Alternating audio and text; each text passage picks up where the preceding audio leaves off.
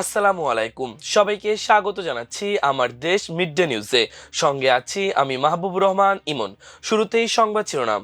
যে কোনো মূল্যে তিস্তা ব্যারেজ মহাপরিকল্পনা বাস্তবায়ন করবে সরকার, সংসদে প্রধানমন্ত্রী। সংসদ তোষামোদের জায়গা নয়, ট্যাক্সের টাকায় যেন চরিত্র হনন না হয়, মন্তব্য জামায়াত আমিরের। ইরানের সাইবার হামলায় কুপকাত ইসরায়েল। লেবাননে হিজবুল্লাহর ভূগর্ভস্থ স্থাপনা ধ্বংসের দাবি ইসরায়েলের। বরেণ্য চিত্রশিল্পী মুস্তফা মনোয়ার মারা গেছেন। শুনছিলেন সংবাদ শিরোনাম, এবার বিস্তারিত।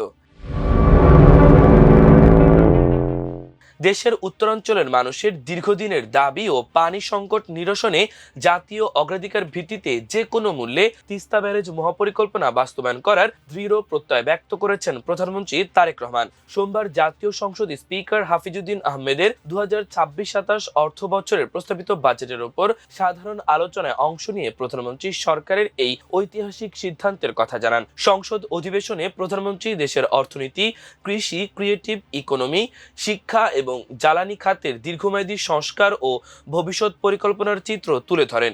তিনি স্পষ্ট জানিয়ে দেন, রাজশাহী ও রংপুর বিভাগের সংসদ সদস্য সহ উত্তরাঞ্চলের সাধারণ মানুষের পানি ও তিস্তা নিয়ে যে গভীর উদ্বেগ রয়েছে, বর্তমান সরকার তা অত্যন্ত গুরুত্বের সঙ্গে বিবেচনা করছে এবং এর স্থায়ী সমাধানে বদ্ধপরিকর।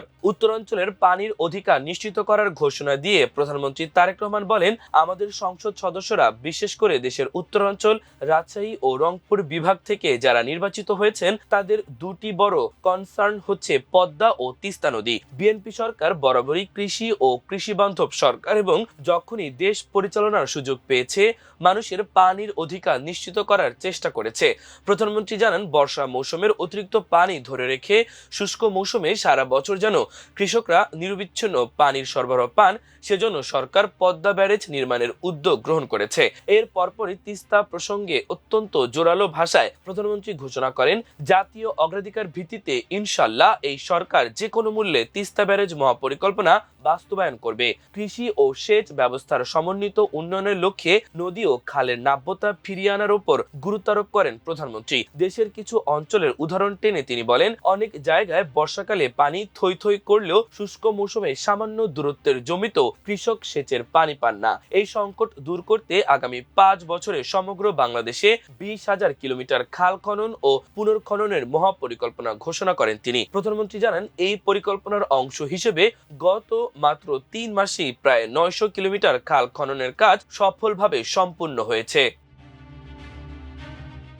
সংসদে দাঁড়িয়ে ব্যক্তিকে তোষামোদ করার জন্য গান কবিতা গাওয়ার অতীত ব্যাড কালচার বা অপসংস্কৃতি পুরোপুরি বন্ধ করার আহ্বান জানিয়েছেন জাতীয় সংসদের বিরোধী দলীয় নেতা ডাক্তার শফিকুর রহমান। তিনি বলেন, সংসদ কোনো তোষামোদের জায়গা নয়, এটি দায়িত্ব পালনের জায়গা।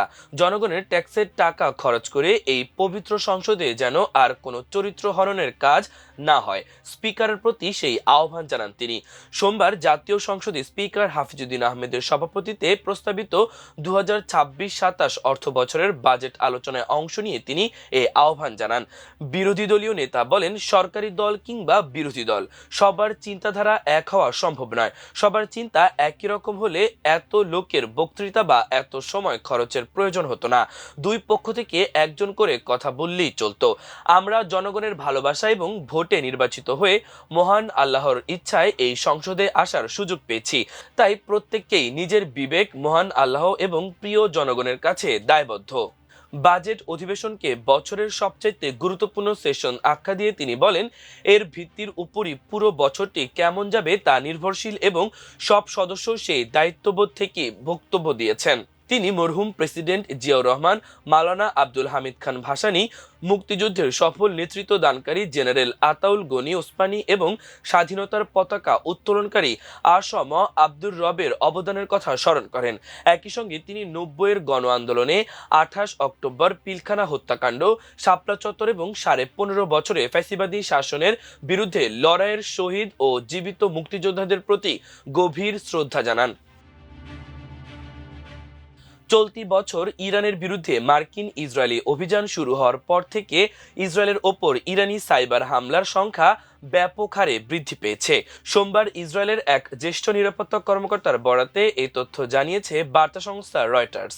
ইসরায়েলের ন্যাশনাল সাইবার ডিরেক্টরেটের director general Yossi Karadi German সংবাদপত্র ডাই ওয়েন্টকে জানিয়েছেন 2025 সালের জুন মাসে ইরানের বিরুদ্ধে ইসরায়েলি সামরিক অভিযানের সময় দেশটির কর্তৃপক্ষ প্রায় 1600টি বৈরী সাইবার আক্রমণ বা ঘটনা নথিভুক্ত করেছিল। তিনি ওই পত্রিকাকে আরও বলেন 2026 সালের একই মাসে এই সাইবার হামলার সংখ্যা লাফিয়ে বেড়ে প্রায় 4800-তে দাঁড়িয়েছে। জার্মান ভাষায় দেওয়া ওই সাক্ষাৎকারে কারাদি বলেন, কিছু গ্রুপ বা দল সাইবার হামলায় অত্যন্ত দক্ষ। আমরা তাদের মোকাবেলা করতে পারি, তবে আমাদের বিষয়টিকে গুরুত্ব সহকারে নিতে হবে। প্রচলিত বা বাস্তব যুদ্ধক্ষেত্রের মতো সাইবার জগতে কোনো যুদ্ধবিরতি নেই।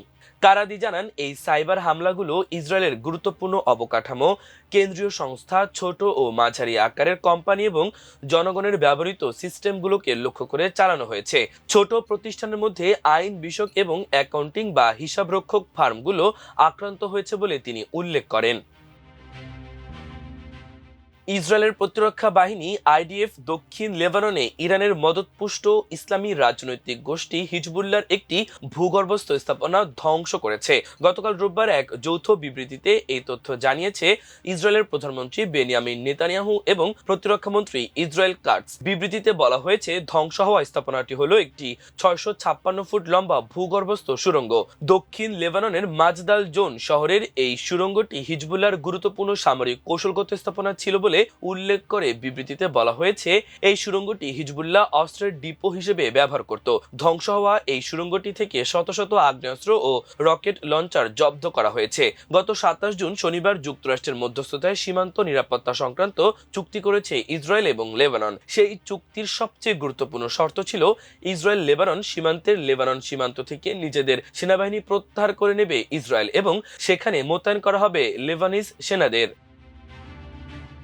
বরেণ্য চিত্রশিল্পী ও নির্মাতা মোস্তফা মনোয়ার আর নেই। সোমবার সকালে রাজধানীর স্কয়ার হাসপাতালে চিকিৎসাধীন অবস্থায় শেষ নিঃশ্বাস ত্যাগ করেন তিনি। নিউমোনিয়ায় আক্রান্ত হয়ে গত 14 জুন রাজধানীর একটি বেসরকারি হাসপাতালে ভর্তি হন মোস্তফা মনোয়ার। শারীরিক অবস্থার অবনতি হলে তাকে নিবিড় পরিচর্যার কেন্দ্র আইসিইউতে নেওয়া হয়। কয়েকদিন আগে তার ভেন্টিলেটর সাপোর্ট খুলে নেওয়ায় আশার আলো দেখা দিলেও পরে শারীরিক অবস্থার অবনতি হওয়ায় আবারও ভেন্টিলেটরে নেওয়া হয়। এর আগে তার স্ত্রী মেরি মনোয়ার জানিয়েছিলেন, ফুসফুসে মারাত্মক ব্যাকটেরিয়াজনিত সংক্রমণের কারণে তিনি সংকটাপন্ন অবস্থায় ছিলেন। চিকিৎসকরা সর্বোচ্চ চেষ্টা চালিয়ে গেলেও শেষ পর্যন্ত তাকে আর ফিরিয়ে আনা সম্ভব হয়নি। দীর্ঘ কর্মজীবনে চিত্রকলা, শিশুতোষ অনুষ্ঠান নির্মাণ, টেলিভিশন ও সাংস্কৃতিক অঙ্গনে অসামান্য অবদান রেখেছেন তিনি। 1935 সালের 1 সেপ্টেম্বর মাগুরা জেলার নাকল গ্রামে জন্মগ্রহণ করেন মোস্তফা মনোয়ার। তার পৈতৃক বাড়ি ঝিনাইদহের শৈলকুপা উপজেলার মনোহরপুর গ্রামে। তিনি প্রখ্যাত কবি গোলাম মোস্তফার সন্তান। দীর্ঘ কর্মজীবনে চিত্রকলা, শিশুতোষ অনুষ্ঠান নির্মাণ, টেলিভিশন ও সাংস্কৃতিক অঙ্গনে অসামান্য অবদান রেখেছেন মোস্তফা মনোয়ার। শিল্প ও সংস্কৃতিতে বিশেষ অবদানের স্বীকৃতি স্বরূপ 2004 সালে তিনি 21 পদকে ভূষিত হন। প্রিয় দর্শক, আমাদের আজকের মিড ডে নিউজের আয়োজন এ পর্যন্তই। সবাই ভালো থাকুন, সুস্থ থাকুন, আমাদের সঙ্গেই থাকুন। আল্লাহ হাফেজ।